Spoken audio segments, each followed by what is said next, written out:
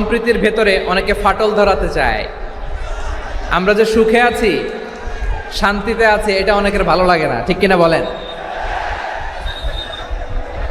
আমাদের মধ্যে সাম্প্রদায়িক সম্প্রীতি, সৌহার্দ্যপূর্ণ আচরণ, ভালোবাসা, এটা আবহমান কাল ধরে আছে। তার প্রমাণ, আমরা তাফসিরুল মাহফিলের আয়োজন করলে আমাদের হিন্দু ভাইরা ডিস্টার্ব করে না, ঠিক কিনা? এবং আমি যদি বলি হাত তোলেন, হিন্দু ধর্মের কারা কারা এসেছেন, কত শত কত হাজার যে হাত উঠবে, আপনি অবাক হয়ে যাবেন। আমি চাচ্ছি না হাত উঠাতে। খুলনাতে সর্বশেষ যে আমি প্রোগ্রাম করে গেলাম, সেখানে কয়েকশো হিন্দু ভাই আসছে আমাদের আলোচনা শুনতে, আলহামদুলিল্লাহ। অনেক বৌদ্ধরা আসে, অনেক খ্রিস্টানরা আসে। এবার সফরেও অনেক হিন্দু ভাইরা আমার সাথে দেখা করেছে। তারা বলেছে, হুজুর আমরা আপনার আলোচনা শুনি, আলহামদুলিল্লাহ বলেন। So it's our responsibility to present our religion to our non-Muslim brothers and sisters. আমাদের অমুসলিম ভাই বোনদের কাছে ইসলামের সৌন্দর্য তুলে ধরা, এটা আমাদের দায়িত্ব। We all are the ambassador of Islam. আমরা প্রত্যেকে দায়িত্বশীল, আমরা প্রত্যেকে এক একজন ইসলামের অ্যাম্বাসেডর, আলহামদুলিল্লাহ বলেন। এজন্য এমনভাবে দ্য বিউটি অফ ইসলাম, ইসলামের সৌন্দর্য আমাদেরকে ফুটিয়ে তুলতে হবে, যাতে করে নন মুসলিমরা শাহাদা পড়ে, কালিমা পড়ে মুসলমান হয়ে যায়। অনেক নন মুসলিম ভাই বোন আমাদের হাতে শাহাদা পড়ে, কালিমা পড়ে মুসলমান হয়েছে, অনেক। সো আমরা যেন ইসলামের বিউটিটাকে তুলে ধরতে পারি, এবং এই যে সম্প্রীতি, এটাকে যেন আমরা অটুট রাখতে পারি। আদতে আদতে বাংলাদেশের ইতিহাস বলে আমাদের দেশে কোনো দাঙ্গা নাই, আছে? লালমনিরহাটের ভাইয়ের আওয়াজ করে বলেন, আমাদের দেশে হিন্দু মুসলিম দাঙ্গা আছে? আমরা ভাই ভাই, আওয়াজ করে বলুন তো, আমরা কি ভাই ভাই? কিন্তু কিছু দুষ্ট লোক আছে, তারা আমাদের সম্পর্কের মধ্যে ফাটল ধরাতে চায়, ঠিক কিনা বলেন? মাঝে মাঝে ঝগড়া লাগাতে চায়। দেখবেন পত্রপত্রিকায় দেখা যায় বিভিন্ন ধর্মীয় উপাসনালয়গুলোতে হামলা চালানো হয়। এগুলো রাজনৈতিক উদ্দেশ্য প্রণোদিত, এগুলোর সাথে ইসলামের কোনো সম্পর্ক নাই। এজন্য এই দুর্বৃত্তদের ব্যাপারে আমাদের সাবধান থাকতে হবে। আমরা সবসময় যেমনি ঐক্যবদ্ধ, ইউনাইটেড, আমরা যদি এরকম ইউনাইটেড থাকি, এই সমস্ত দুর্বৃত্তদের কালো হাত ভেঙে দিতে আমাদের 1 ঘন্টাও লাগবে না। চিল্লায় বলো ঠিক কিনা? আমরা সংঘবদ্ধ থাকবো। এই যে আমাদের পিসফুল কোএক্সিস্টেন্স, শান্তিপূর্ণ সহাবস্থান।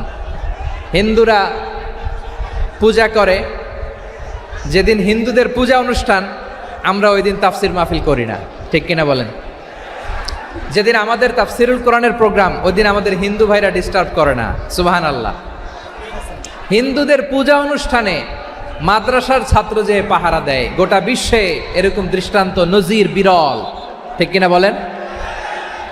আইন শৃঙ্খলা বাহিনীর পাশাপাশি মাদ্রাসার ছাত্ররা যে সেখানে পাহারা দেয়, গোটা পৃথিবীতে এই দৃষ্টান্ত আপনি পাবেন। মাদ্রাসার ছাত্ররা, তারা তো কোরআনের ধারক, তারা হাদিসের ধারক, তারা কেন মন্দির পাহারা দিবে? এই সম্প্রীতিকে ধরে রাখার জন্য, এই সৌহার্দ্যকে ধরে রাখার জন্য, আমাদের পারস্পরিক ভালোবাসাকে অটুট রাখার জন্য। আওয়াজ করে বলতে হবে, ঠিক কিনা? এখন বলেন, আমাদের এই ভালোবাসা অটুট থাক, আমরা চাই কি চাই না? আমরা হিন্দু মুসলিম মিলেমিশে শান্তিপূর্ণ সহাবস্থান, সাম্প্রদায়িক সম্প্রীতি। লালমনিরহাটের ভাইয়ের আওয়াজ করে বলুন, এই সাম্প্রদায়িক সম্প্রীতি আমরা চাই কি চাই না? আল্লাহ এই দেশকে তুমি বরকতময় করো, বাংলাদেশকে তুমি শান্তিময় করো। আওয়াজ করে সবাই বলেন আমিন। এই জায়গাটাতে সামান্য একটু আওয়াজ হচ্ছিল, এটাও থেমে গেছে, আলহামদুলিল্লাহ আলহামদুলিল্লাহ। এখন একেবারে everything is in my control, মাশাআল্লাহ। ঠিক আছে, আমি মূল আলোচনায় যাই। প্রিয় ভাইরা, আমি বলেছিলাম আমার আলোচনার বিষয় হচ্ছে শান্তিপূর্ণ সহাবস্থান, সাম্প্রদায়িক সম্প্রীতি। আমরা দেখব ইসলাম আমাদেরকে কি কি দিক নির্দেশনা দেয়। শান্ত হইতে হবে। খরগোশের কানের মতো কান দুটো আমার দিকে করে রাখেন। আমি এখনো উঠে যাব, হাত নাড়ায় লাভ নাই, আমি উঠে যাব। তাকায় থাকো আর কান খাড়া, আওয়াজ হবে না। হ্যাঁ, মাশাআল্লাহ মাশাআল্লাহ, ঠিক আছে। আমরা দেখব যে রাসূল সাল্লাল্লাহু আলাইহি ওয়াসাল্লাম এই পিসফুল কোএক্সিস্টেন্সের জন্য আমাদের কি শিখিয়েছেন, কি কি গাইডলাইন দিয়েছেন। আমরা 1, 2, 3, 4 করে এগুলো আপনাদের সাথে শেয়ার করব। আমি আপনাদের খেদমতে সূরাতুল আনআমের 108 নম্বর আয়াত তেলাওয়াত করেছি। এখানে আল্লাহ রাব্বুল ইজ্জা ওয়াল জালাল তিনি ইরশাদ করছেন, ওয়ালা তাসুব্বুল্লাযীনা ইয়াদউনা মিন দুনিল্লাহি ফায়াস